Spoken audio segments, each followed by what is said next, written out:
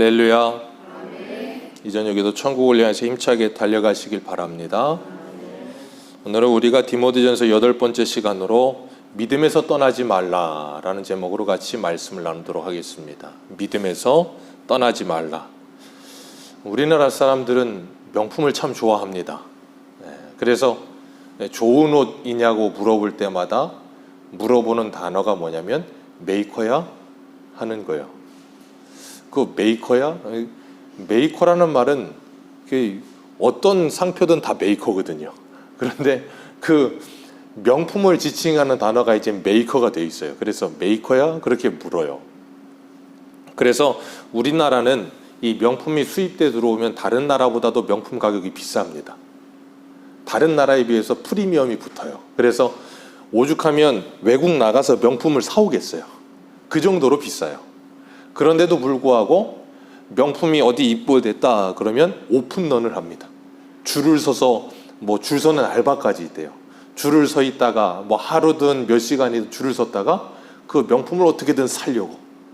왜냐하면 사놓으면 리셀 다시 되파는 값이 더 비싸대요. 중고값이 더 올라간대요. 그러다 보니까 요즘은 젊은 사람들이 그걸 잡으로 가지는 사람도 있어요. 명품 아니면 좋은 신발들을 몇십 컬레씩 사다가 다시 되파는 거예요. 붙여가지고. 그런 사람들도 많더라고요. 그러다 보니까 우리나라는 명품이 그렇게 굉장히 발달해 있고, 그와 함께 명품이 굉장히 발달해 있고 좋아하면 뭐도 같이 발달하냐면 이미테이션도 같이 발달합니다. 그래서 우리나라에 명품이 들어오는 만큼 이미테이션 가짜들도 꽤 많이 들어와요. 그래서 가짜에도 급이 있어요. S급, A급, B급, C급, 그래서 급이 있어가지고 S급 비싼 것들은 저번에 뉴스에 한번 단속한 거 들어보니까 몇십만 원도 안 돼요. 아니 그럴 것 같으면 그냥 일반 다른 그 가짜 말고 그냥 평범한 메이커를 사면 될 것 같은데 그건 또 아닌 거예요. 어쨌든 그 명품에 축에 드는 메이커를 사야 뭔가 좀 있어 보이는. 그래서 명품과 가짜의 차이점은 언제 안다 그래요? 비 오는 날. 명품이면 품 안에 넣고 가짜면 머리에 쓰고.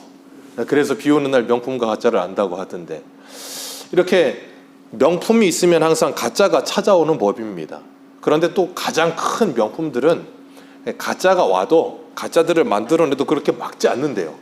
왜 그런지 얘기 들어보니까 명품들은 언젠가 이 사람들이 선망의 대상이기 때문에 가짜를 쓰다가도 돈이 생기면 진짜를 사게 된다는 거예요. 그렇기 때문에 가짜를 만드는 걸 막질 않는데요. 대단한 자부심이에요. 이 정도 자부심은 좀 있어야 돼요. 하나님의 진리의 말씀을 가진다는 것도 이 정도 자부심은 좀 가져야 되는데 항상 진짜가 있으면 가짜가 나타나기 마련인데, 오늘 본문에도 보면 진짜가 있기 때문에 가짜가 나타나는 거예요. 기독교만큼 가짜가 많은 종류가 많지 않아요. 왜요? 진리이기 때문에 가짜가 많은 거예요. 오늘 본문의 말씀에도 미혹의 영과 귀신의 가르침을 쫓는 자들이 나타난다 그랬는데, 이들이 처음부터 미혹의 영과 귀신의 가르침을 쫓는 건 아닙니다. 함께 믿는다고 하다가 곁길로 빠지는 거예요. 함께 믿는다고 하다가 배교하고 믿음을 떠나게 되고, 그렇기 때문에 이런 사람들을 우리가 구별하기 위해서는 뭘 해야 되는가 하면 하나님의 진리의 말씀에 더욱더 창념해야 돼요. 그리고 그 진리의 말씀이 무엇인가 밝히 알아야 합니다. 그래야만 이 이단들과 가짜들을 우리가 분별할 수 있고 구별해낼 수가 있는 거예요. 왜 그런가 하면 메이커 이단들은 우리가 누구나 다 압니다. 신천지, 여호와의 증인, 또 하나님의 교회, 아니면 뭐가 있어요? JMS, 만민, 이런 메이커 이단들은 말 그대로 이단이라고는 하지만 거의 사이비 수준이에요. 이단과 사이비는 제가 저번에 한번 말씀드렸죠. 사이비는 이 책 자체가 달라요. 흔히 사이비라 하면 통일교가 사이비입니다. 통일교는 문선명이 쓴 책이 있어요. 그걸 자기들의 경전으로 읽어요. 그걸 사이비라고 부릅니다. 이단은 이 성경책을 가지고 거짓말을 해요. 그래서 달을 이자에 끝단자를 써서 이단이라고 하는 거예요. 비스무리한데 끝에 가서 다르다. 근데 JMS나 정명석이 이 만민이나 신천지나 이런 사람들은 이단 같지 않은, 사이비 같지 않은 이단이 뭐라고 말해야 될까요? 이단과 사이비 그 중간 어디쯤 있는 사람들. 어떻게 사람이 예수님이 되고 사람이 하나님이 됩니까? 그런데 그렇게 말도 안 되는 소리에 사람들이 넘어가고 쓰러지는 이유가 뭐라 그랬어요? 금요일날? 요한계시록 12장에 뭐라 그랬습니까? 옛뱀이라고 하다는 그 사단은 만국을 꿰는 자라. 이 천하 만국을 꿰는 자기 때문에 끊임없이 미혹을 해요. 그래서 사람들로 하여금 넘어지게 하고 쓰러지게 하고 그 악한 영들이 역사하기 때문에 사람들이 자꾸 이리저리 넘어가는 거예요. 오늘 본문에도 보면 이 디모데전서를 사도 바울이 쓰고 있는 이 당시에도 대표적인 이단들이 두 개까지 있었어요. 그 대표적인 이단이 뭐냐면 율법주의자들, 또 하나는 영지주의자들. 이 두 대표적인 이단들 때문에 굉장히 많이 골머리를 썩고 있을 때였어요. 그래서 우리 한 군데만 읽어보겠습니다. 디모데전서에서 조금만 뒤로 가시면 요한일서 2장이 있는데 요한일서 2장을 한번 보겠습니다. 요한일서 2장 18절. 조금만 뒤로 가시면 돼요. 388페이지입니다.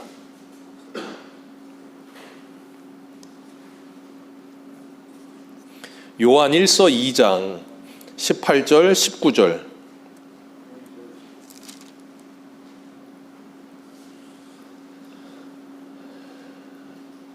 오늘 말씀에서 조금만 뒤로 가셔서 요한일서 2장 18절 19절입니다. 네, 히터 한쪽은 끄셔도 될 것 같은데요.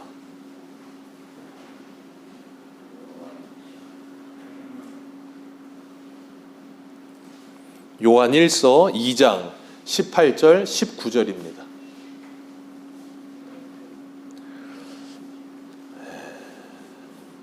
우리 같이 한번 읽겠습니다. 시작. 아이들아, 지금은 마지막 때라. 적그리스도가 오리라는 말을 너희가 들은 것과 같이 지금도 많은 적그리스도가 일어났으니 그러므로 우리가 마지막 때인 줄 아노라. 그들이 우리에게서 나갔으나 우리에게 속하지 아니하였나니 만일 우리에게 속하였더라면 우리와 함께 거하였거려. 그들이 나간 것은 다 우리에게 속하지 아니함을 나타내려 함이니라. 아멘. 이 적그리스도가 어디서 나가요? 네, 교회 공동체 안에서 나간다 그 말이에요. 그리고 그들은 우리에게 속하지 않았다는 것을 스스로 반증하고 있다. 그러면서 그 적그리스도들이 나가서 이 마지막 때에 끊임없이 뭐 한다는 거냐면 하나님의 진리를 흐려놓는다는 거예요. 물에 술 탄 듯 술에 물 탄 듯 이도저도 아닌 모습으로 자꾸 진리를 흐려놓는다는 거예요. 하나님의 진리의 말씀은 언제나 선명해야 합니다. 왜냐하면 그것이 기준이기 때문에 그래요. 그것이 흐려지면 기준이 흐려지기 때문에 모든 것이 흐려지게 되어 있어요. 사단들은 끊임없이 진리를 흐려놓습니다. 교회도 그렇고 성도들의 신앙생활도 그렇고 오늘날에는 이 종교의 자유를 가진 대한민국에서 사단이 우리가 신앙을 가지지 못하게 하지 않아요. 다 가지게 합니다. 그런데 어떻게 가지게 하냐면 대충 이것이 진리인지 저것이 진리인지도 모르게끔 진리를 혼용하고 흐려놓는 거예요. 그러다 보니까 이렇게 이단들이 득세하는 거예요. 왜요? 성도들이 무엇이 진리인지를 잘 모르기 때문에 구별을 못하고 분별을 못하는 거예요. 이단들의 특징은 그들이 교회에서 나갔음이라 그랬고 오늘 본문 2절을 보면 자기 양심에 무엇을 맞아서 그랬습니까? 자기 양심에 화인을 맞았다. 양심에 화인 맞은 자들이라고 분명하게 말씀하고 계세요. 믿음에서 떠나 미혹의 영과 귀신의 가르침을 따르는 자들은 양심에 화인을 맞아서 아무런 거리낌이 없는 거예요. 끊임없이 성도들로 하여금 진리에서 흐려지게 만들어요. 우리가 요한일서를 배울 때도 말씀을 나눴지만 요한일서를 사도 바울이 이 사도 요한이 쓰게 된 계기가 어떤 이단 때문에 썼다 그랬어요? 그 당시에 가장 득세했던 영지주의자들 때문에 이 요한일서를 썼다 그랬어요. 왜 그런가 하면 이들이 좀 전에 우리가 읽은 것처럼 신앙 공동체 안에 있다 나간 거예요. 나가서 뭐 했는가 하면 이 성경과 그리고 복음만 가지고 불충분하다고 생각하고 거기에다 뭘 섞었냐면 철학을 섞었어요. 철학을 섞다 보니까 이원론적인 생각을 갖게 됐어요. 그게 뭐냐면 육은 악하고 영은 선하다. 오늘날의 사람들에게도 은연중에 그런 생각이 있는지도 몰라요. 그러나 육은 악하고 영은 선하다는 말은 잘못된 말입니다.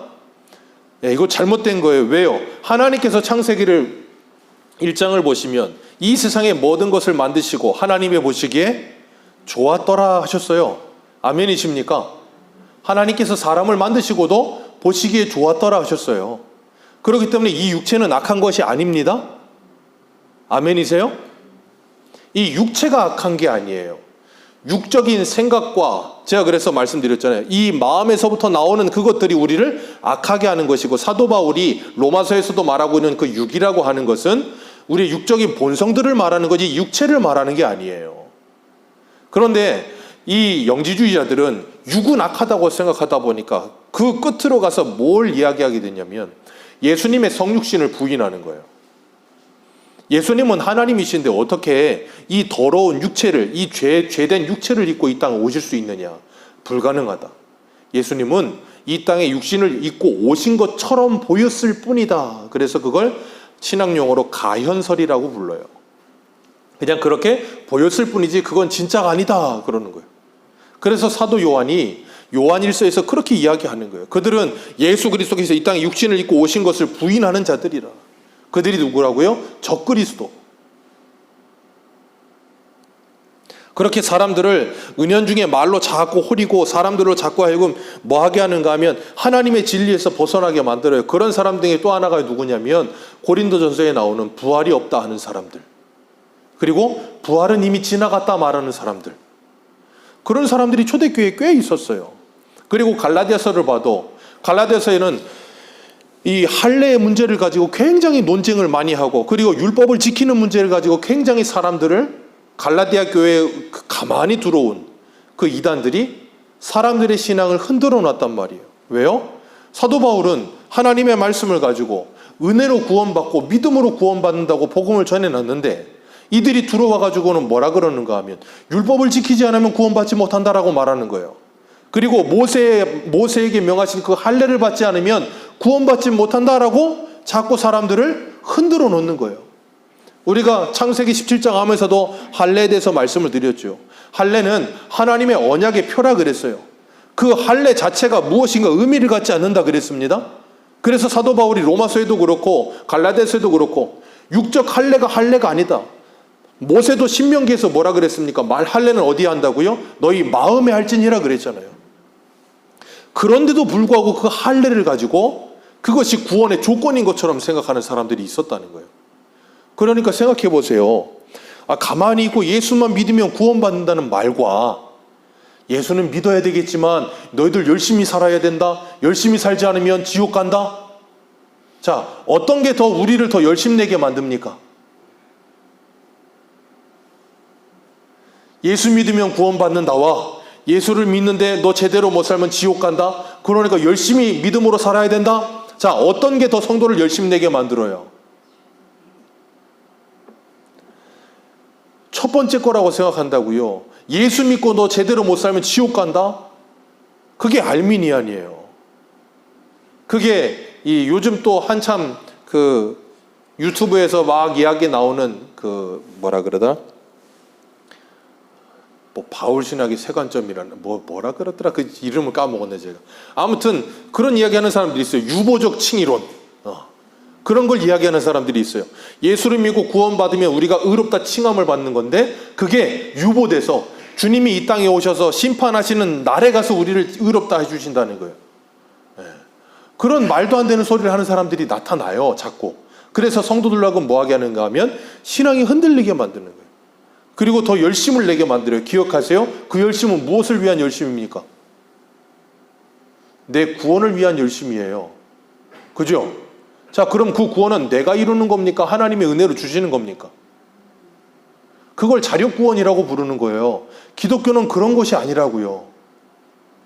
그렇기 때문에 하나님의 은혜에 대해서 우리가 정말로 분명하게 알게 되면 그 은혜의 감격 속에 살 수밖에 없어요. 내가 어떻게 구원받았고 내가 어떤 존재인지를 확실하게 알면, 그래서 그 십자가를 통과하기 전에는 신앙생활은 일도 하지 못하는 거예요. 왜요? 믿음으로 하지 않는 건 전부 죄가 되기 때문에.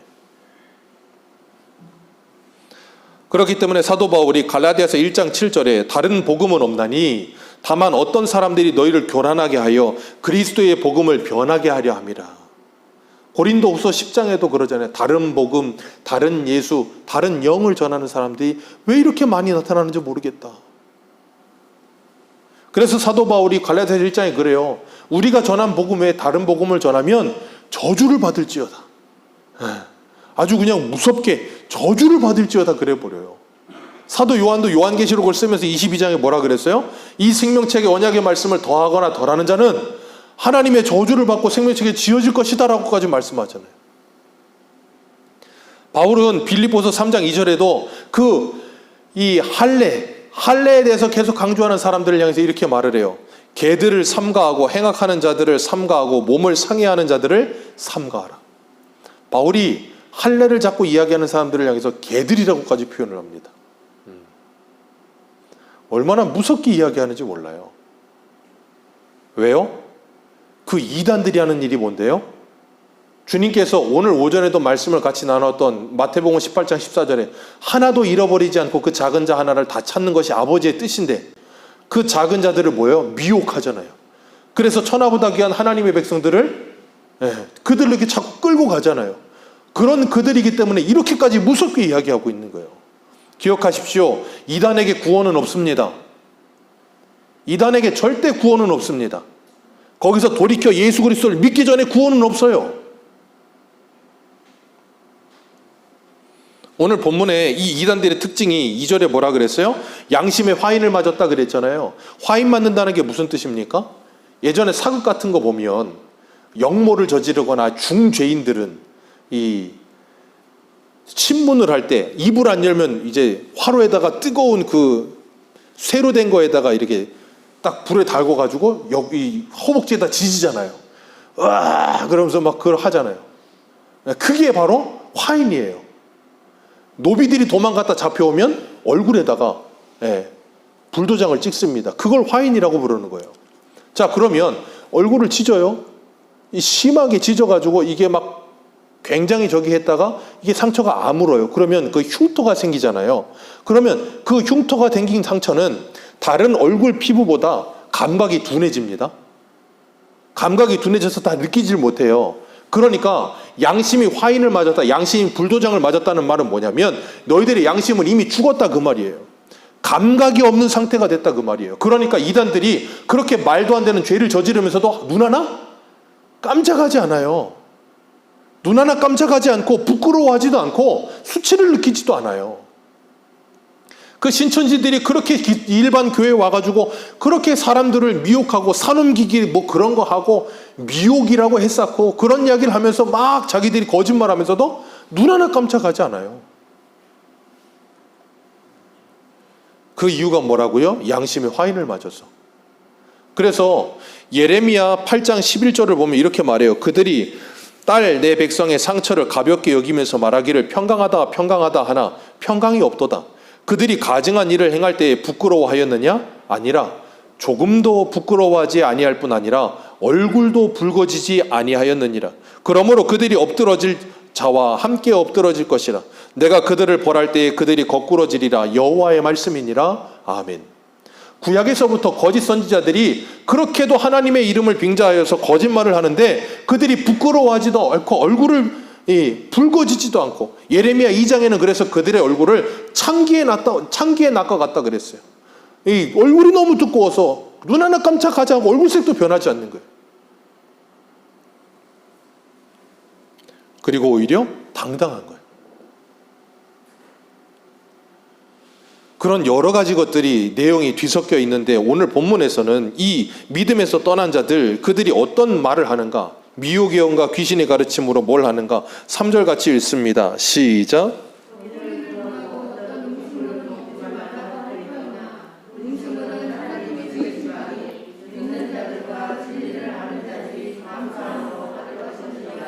아멘. 혼인을 금하고 하나님은 결혼하라고 하셨어요. 아담이 독초하는 것이 하나님이 보시기에 좋지 아니하더라. 사도 바울은 고린도전서에서 결혼의 은사에 독신의 은사를 가졌다면 모를까 그렇지 않으면 다 결혼하라 그랬습니다.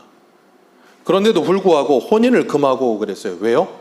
혼인을 금해야 왜? 일반의 모든 사람들은 결혼하니까. 그래서 결혼을 안 해야 뭔가 구별된 사람으로 보이는 거예요. 이런 사람들이 그 당시에 영지주의자들 중에 그런 사람들이 있었다고요. 영지주의는 기독교가 나가서 무엇과 합쳐졌다 그랬어요? 철학과 합쳐졌다 그랬잖아요. 철학은 두 가지로 갑니다. 쾌락주의와 금욕주의. 그 한쪽인 금욕주의가 이런 이야기를 하는 거예요. 결혼을 금했어요. 결혼하면 죄 짓는다. 영적으로 죄 짓는다. 제가 직접 들은 이야기도 있어요. 어떤 집사님, 동생분 가족이 신혼부부였는데 그 부천에 얻은 교회를 다니는데 그 교회 목사님이 그랬다는 거예요. 결혼을 했는데 성관계를 갖지 말라는 거예요. 부부관계를 갖지 말라는 거예요. 왜? 죄를 다 회개하고 난 다음에 부부 생활을 하라는 거예요. 안 그러면 귀신이 틈탄다 그랬다고. 제가 그 소리를 듣고 그걸 믿어요? 그랬더니 그렇게 해요. 그런 사람들이 지금도 있어요. 말도 안 되는 소리라는 사람들이. 아니 그러면 언제적부터 언제적까지 죄를 다 회개해야 됩니까? 물었어요. 언제껏 회를 언제껏 해야 돼요? 그러니까 조금만 생각을 바꿔서 생각하면 말도 안 되는 소리를 하고 있는 거예요. 그런 게. 뭐 갖다 붙이려면 구약에 뭐 경건한 자손을 낳는다고 했으니까 뭐 그런 뭐 말씀 갖다 붙이면 또 그럴싸해 보일 수는 있겠지요. 그러나 그런 말도 안 되는 소리는 있을 수가 없어요. 여기 보면 혼인을 금하는 자들이 일어나서 사람들로 하여금 금욕을 강조하고 굉장히 사람들로 하여금 구별된 모습으로 자기들을 거룩한 척. 그러니까 그런 문제들이 많이 일어나잖아요. 저 절에서. 저 결혼을 해야지 왜 안 합니까? 수녀님이랑이라도 하시든가. 결혼을 하셔요. 왜 안 하시냐고. 그리고 난 다음에 또 하나가 뭐냐면 어떤 음식물은 먹지 말라고 한다 그랬어요. 다 먹지 말라는 말은 아니에요. 왜? 다 먹으면 죽으니까. 어떤 음식물을 먹지 말라는 거예요. 레위기 11장에 나오는 그런 음식들인지 아니면 다른 음식들인지 모르겠지만 그런 음식들은 자꾸 금하라 그런다고 하면서 자꾸 사람들로 하여금 그런 걸로 무엇인가 거룩을 경쟁하게 만드는 거예요. 아, 저 사람은 결혼 안 했대. 저 사람은 저런 음식도 안 먹는데. 그럼 어떻게 돼요? 뭔가 좀 있어 보이는 거. 그럼 어떻게 돼요? 그 옆에 있는 사람이 그 소리를 들으면 나도 해야 되나? 그게 사도행전에 아나니아와 삽비라. 안 해도 될 걸 괜히 경쟁심에. 기억하십시오. 거룩은 경쟁하는 게 아닙니다. 이거 잘 기억하세요. 거룩은 절대 경쟁하는 게 아닙니다. 우리의 신앙도 절대 경쟁하는 게 아니에요. 상대적으로 경쟁을 하거나 상대적으로 비교를 해서 뭘 경쟁을 붙여가지고 신앙생활하고 무슨 거룩을 이루어가고 그런 일은 1도 없습니다. 근데 자꾸 교회에서 그런 걸 부추기는 사람들이 있어요. 누가 잘하나. 헌금 누가 많이 하나. 봉사 누가 많이 하나. 저 사람 이렇게 많이 한다. 이렇게 좀 시켜세요. 좀 이쪽에서 막 이렇게 또 그냥 으쌰으쌰 하자 그러고 막. 그 의도와 목적이 뭐냐고요. 제가 예전에 한 2000년대 초반이었던 걸로 기억이 나는데 서울의 어떤 대형 교회에서 여기다가 아직도 기억이 나요. 강대상 이쪽이었어요. 제가 기억하기론 실제 차였는지 모형 차였는지 모르는데 엄청나게 큰 차를 갖다 놓고 그 해의 전도왕 상품 교회에서 자동차를 걸었어요. 혹시 기억나십니까? 저는 그거 아직도 잊어먹지 않아요. 교회에서 전도왕 상품이 자동차예요. 1년만 열심히 노력해가지고 전도 많이 하면 몇 천만 원짜리 차가 생겨요. 눈이 뒤집히는 겁니다. 그때부터는 물불을 안 가지고 물 가운데 불 가운데 그냥. 왜 하는 겁니까? 예전에 저 시골 교회에서는 전도 많이 하는 사람들을 아예 그냥 우리나라를 관광을 시켜줬어요. 믿음과 신앙생활을 자꾸 경제 논리와 세상의 어떤 이 경쟁 논리를 가져다가 붙여서 사람들을 자꾸 부추기고 경쟁하게 만들고 서로 막 이렇게 빗대어 보게 만들고 얼마나 추합니까? 절대 신앙생활은 그렇게 추한 게 아니에요. 거룩하고 아름다운 것이어야죠. 그런데도 불구하고 자꾸 그런 것들을 가지고 사람들을 미혹하고 사람들을 흔들어 놓고 그러니까 문제가 생기고 참 안타까운 현실입니다. 그렇기 때문에 우리가 잊지 말아야 될 것, 거룩은 절대 금욕으로 가는 게 아니고 쾌락으로 가는 것도 아니고 하나님의 말씀으로 돌아가는 것임을 기억하시길 바랍니다. 네.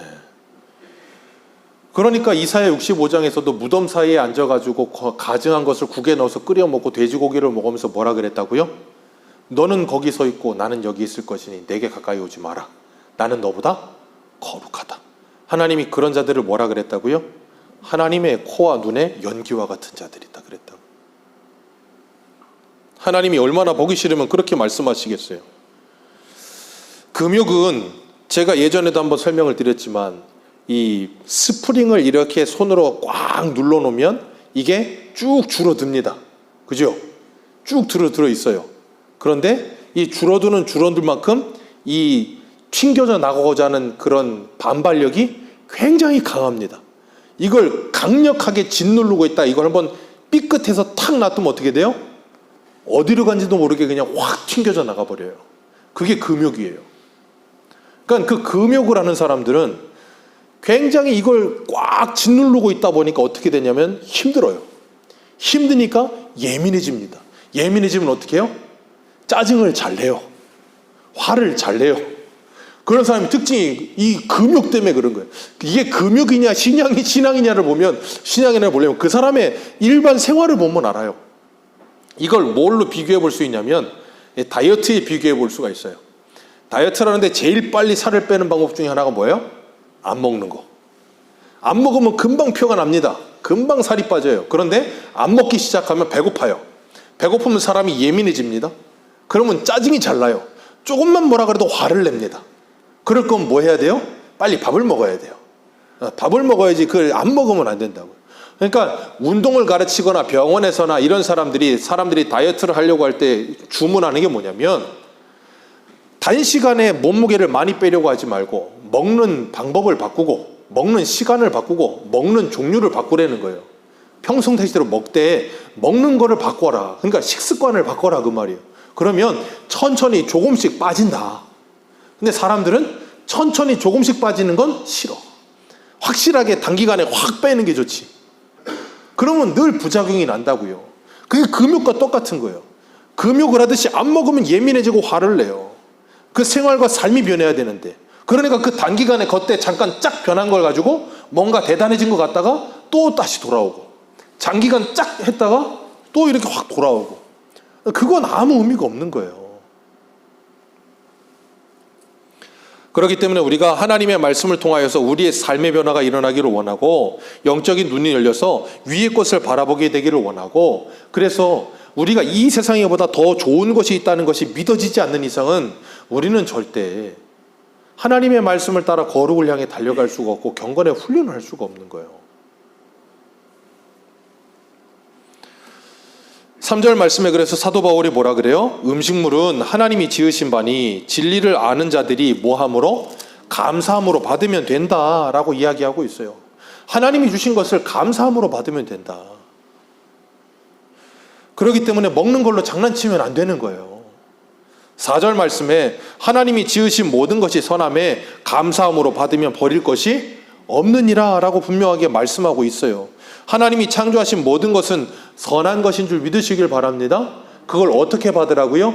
감사함으로 받으시기를 축복합니다. 감사함으로 받을 때 그게 선하게 사용되는 거예요.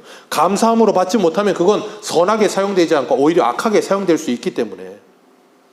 그래서 바울이 결론으로 5절에 뭐라 그래요? 거룩은 말씀과 기도로 거룩해지는 거지, 결혼 안 하고 아니면 뭐 음식을 조금 안 먹고 아니면 뭘 조금 이렇게 견디고 그런 거 거룩해지는 게 아니다라고 분명하게 말하고 있어요. 오늘을 살아가고 있는 우리가 이 땅을 살아가면서 하나님의 진리의 말씀을 옳게 받고 그 말씀을 받은 것을 가지고 옳게 분별하면서 이 세상을 본받지 않고 살아가는 방법, 그건 하나님의 진리를 사모하게 될 때 가능해지는 거예요. 사도 바울이 로마서 12장 2절에 그러죠. 너희는 이 세대를 본받지 말고 변화를 받아 마음을 새롭게 함으로 하나님의 기뻐하시고 온전하신 뜻이 무엇인지를 분별하라. 변화를 받아야 돼요. 변화를 받기 전에는 그런 일이 일어나지 않아요. 그러니까 변화를 받지 않은 상태에서 그런 일이 있는 것처럼 하려고 하니까 얼마나 괴롭겠어요. 얼마나 힘들겠어요. 그렇기 때문에 우리가 하나님께서 주신 그 화인 맞은 양심이 아닌 부드러운 마음을 가지게 될 때 하나님을 사랑하게 되는 거예요. 그게 에스겔의 말씀이잖아요. 주님께서 우리에게 새 마음을 부어주셔서 굳은 마음을 제거하고 부드러운 마음을 주시리라. 화인 맞은 마음을 제거하시고 부드러운 마음을 주시리라. 그리고 나면 어떻게 된다고요? 거기에 하나님의 말씀의 씨앗이 떨어져 30배, 60배, 100배의 결실을 맺기 시작하는 거예요. 그걸 하나님께 영광 돌려드린다 하는 거예요. 그렇게 우리의 이 성품들이 변화되어 가면서, 우리 한 군데만 읽겠습니다. 이 베드로후서 2장 한 번만 보세요. 베드로후서 2장입니다.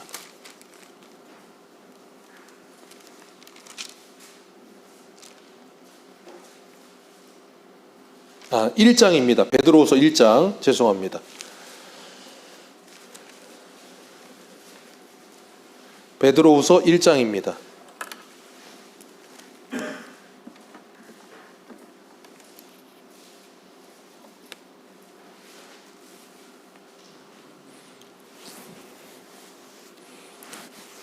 베드로후서 1장 2절. 베드로후서 1장 2절입니다.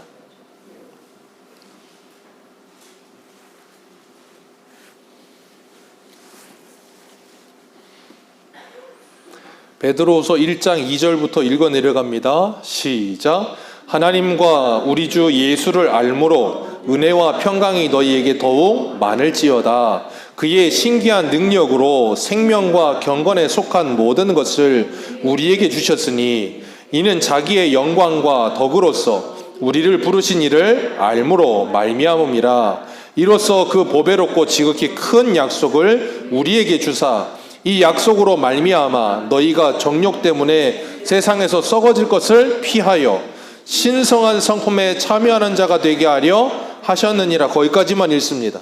이 보배롭고 지극히 큰 약속을 우리에게 주셨어요. 그래서 이 약속 때문에, 정욕 때문에 세상에 썩어질 것을 피하고 신성한 무엇이요?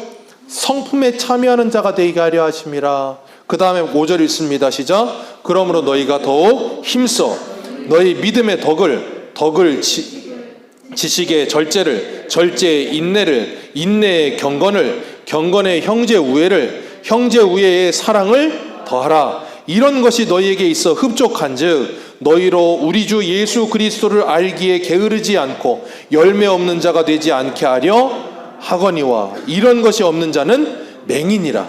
멀리 보지 못하고 그 옛 죄가 깨끗하게 된 것을 잊었느니라. 아멘. 하나님께서 우리들을 예수 그리스도를 믿게 하시고 구원받은 하나님의 자녀가 되게 하셔서 이 땅 가운데 살게 하시면서 하게 하시는 일이 뭐라고요? 바로 이것이요. 하나님의 보배롭고 지극히 큰 약속을 우리에게 주신 것. 하나님께서 아브라함에게 주셨던 그 언약처럼 보배롭고 큰 언약을 우리에게 주셨단 말이에요. 그 언약이 누구예요? 하나님의 비밀이신 예수 그리스도. 그 예수 그리스도를 받은 우리들은 뭐 한다고요? 이제는 신의 성품에 참여하는 자들이 된다고요. 신의 성품에 참여하는 자들이 된다는 말은 뭐냐면 하나님의 성품을 닮아간다 그 말이에요. 그게 우리가 거룩하여져 가는 것이고 그게 성화라고 부르는 것이고 하나님의 형상을 회복하는 것이라고 부르는 거예요. 하나님은 우리에게 하나님의 형상을 나누어 주셨거든요. 그 하나님의 형상들이 우리 안에 회복되어져 가는 것. 그걸 여기서는 뭐라 그랬어요? 믿음의 덕을, 덕의 지식을, 지식의 절제를, 인내를, 경건을, 형제 우애를, 사랑을 더하라. 이 모든 것이 어디에 맺혀지는 거예요? 우리의 내면에. 성품적으로. 그러니까 우리의 변화는 예수 그리스도를 믿는 즉시에서부터 신앙생활은 시작입니다. 예수 그리스도를 믿으면 끝나는 게 아니라 그때부터 시작이에요. 뭔 시작이요? 우리의 내면의 변화가 일어나는 시작. 내면의 아름다운 하나님의 성품을 맺어가는 시작. 그게 성령의 열매들. 하나님이 우리의 겉사람을 변화시키고 우리의 속사람을 변화시켜 가시는 일들. 그걸 위해 누구를 우리에게 보내주셨어요? 예수님이? 또 다른 보혜사이신 성령 하나님. 그 성령 하나님께서 우리에게 뭐 하시는데요? 하나님의 말씀을 가르치시고 생각나게 하시고 그 모든 말씀이 우리에게 믿어지게 하셔서 우리를 모든 진리 가운데로 이끌어 가세요. 그래서 그 진리 안에서 뭐 하게 하세요? 자유하게 하세요. 하나님을 사랑하게 하심으로 자유하게 하세요. 그래서 이것을 사랑하여 사모하게 하시는 거예요. 그렇기 때문에 우리가 예수 그리스도를 믿으면 그 다음부터 우리에게 맺혀지는 열매는 이 속에 있는 우리의 속사람이 변하기 때문에 잘 드러나진 않아요. 눈에 보여지게. 그러나 사건과 환경과 어떤 생활 속에서 문득문득 신의 성품에 참여하여 그 성품이 훈련되어지고 양육되어진 사람들의 모습은 다르게 비춰지기 시작하는 거예요. 조금씩 조금씩. 그렇게 하나님께서 우리를 훈련해 가시는 것이지, 무슨 음식 하나 안 먹고 결혼 하나 안 한다고 해서 그것 때문에 우리가 거룩해지는 게 아니라는 걸 기억하시길 바랍니다. 그리고 이 말씀을 붙들고 오늘도 주님과 동행하면서 여러분의 신앙의 성숙이 아름답게 조금씩 조금씩 일어나도록, 여러분의 내면의 성품의 변화는 쉽게 일어나지 않습니다. 쉽게 일어나지 않아요. 키가 자라는데 언제 자라는지 모르게 조금씩 조금씩 자라듯이 그렇게 조금씩 조금씩 변화가 일어날 거예요. 하나님께 물들어 가듯이. 그런 신앙의 생활을 주님과 동행하시며 하나님의 은혜 가운데 주님을 더욱 사랑하여서 그것을 더 사모하며 힘차게 달려가는 저와 여러분들 되시기를 축복합니다. 기도하겠습니다.